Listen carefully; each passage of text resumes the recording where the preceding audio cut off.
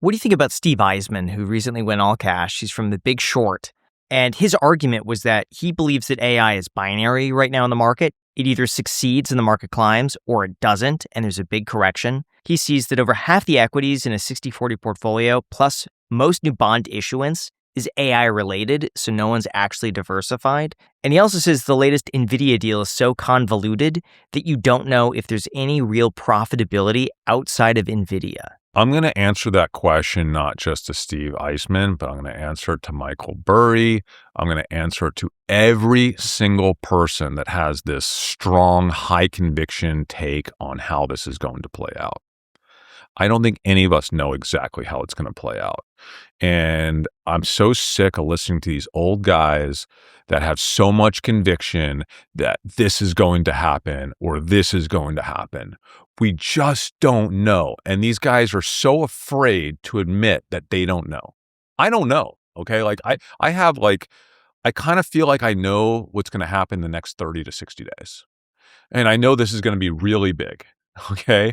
But I am spending time every day to assess how quickly it's moving and in what direction it's moving in and new risk factors. And the probabilities in my head are shifting every single day. And all the scenarios that I'm running in my head that are good and bad for the AI sector are changing every day.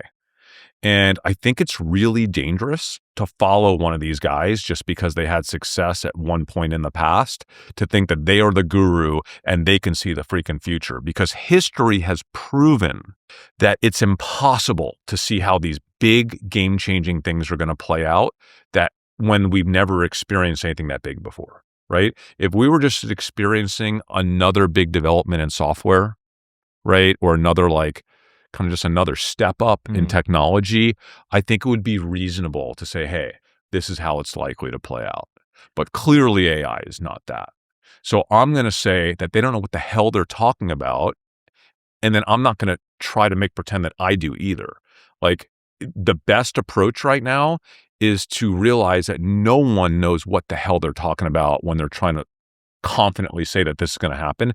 And by the way, if any of those scenarios happens to play out, that's survivorship bias. We've seen it a million times. You predict the market crashed 38 times, then it eventually happens, or whatever.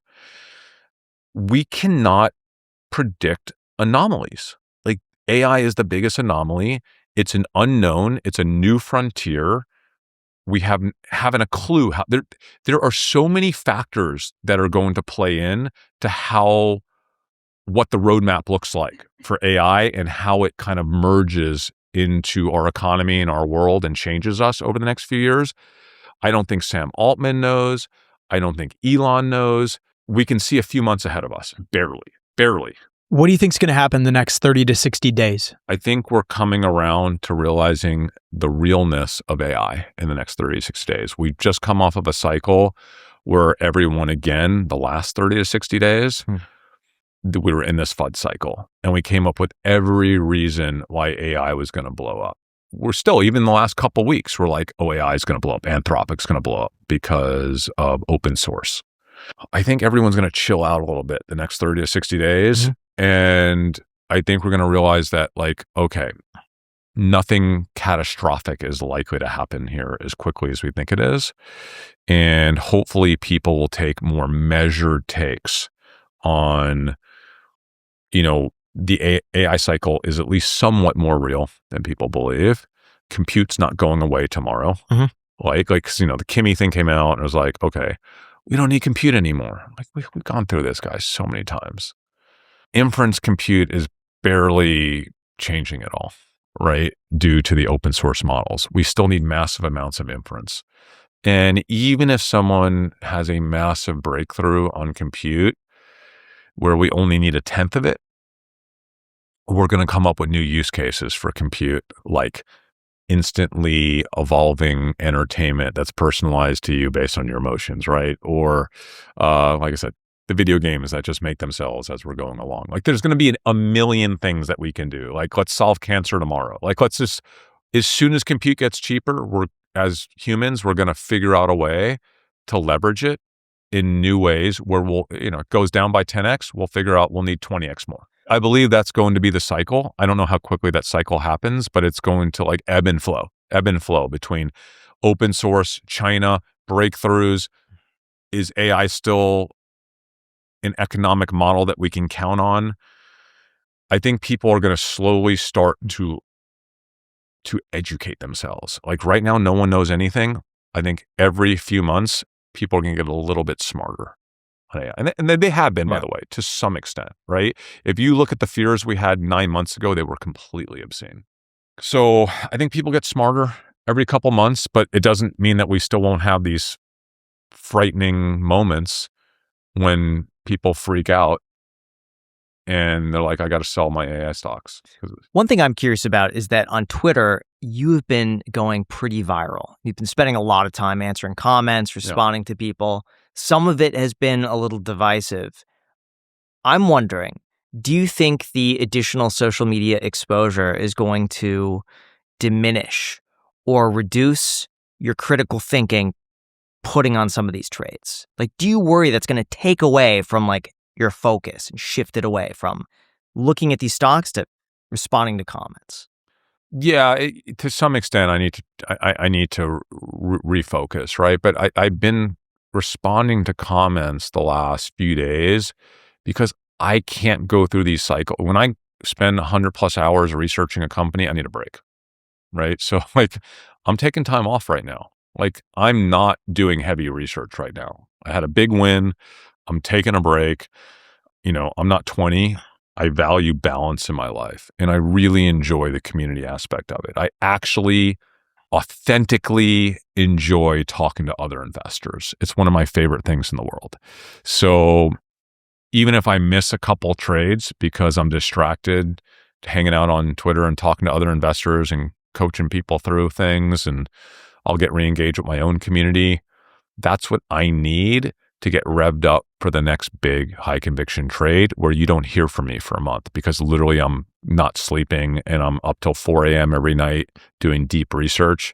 And then I just announce what it is. And by the way, like, I'll always make the high conviction trades. And what have I been saying about Amazon all year? I said, if Amazon is the thing that takes me down, so be it. Like, I have an 18-year track record. I have this reputation. I have this community. And it'd be really easy for me just to chill out and not take big risk that could implode my account. And like, that's how you'll remember me. But I don't care. Like, this isn't like football, guys. Like, I don't have to worry about my joints. You know what I'm saying? Like, I can still do this, and I'm going to still do this. I'm just going to do it at a pace that makes sense for me. And when I really believe in something, I'm going to talk about it, even if I fall flat on my face. And by the way, you saw what I did last week. I put it out there. Everyone knew what I was doing, right? Like, if that trade didn't work out, everyone was going to know that I blew up, okay? Everyone. That's not an easy thing to do. Speaking of that, what did you get wrong about 𝗖𝗓𝗡𝗡𝗖𝗧?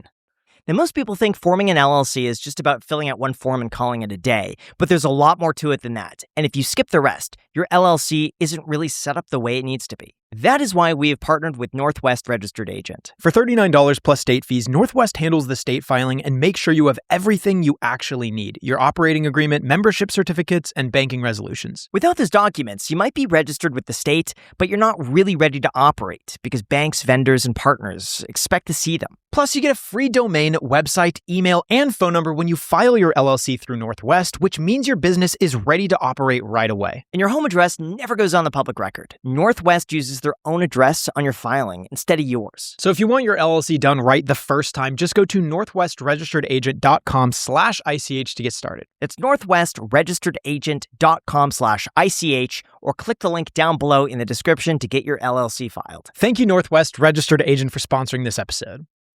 What did you get wrong about 𝗖𝗓𝗡𝗡𝗖𝗧? Well, first of all, the big 𝗖𝗓𝗡𝗡𝗧 move down has to do with this stomach virus and lettuce. You're probably aware of that, right? Yes. So like, if you're trading one piece of information, in the case of 𝗖𝗓𝗡𝗡𝗧, I was trading the new wrap. Then we had this cyclovirus. What is it called? Like what you know the It's called the Jack Selby virus. All right.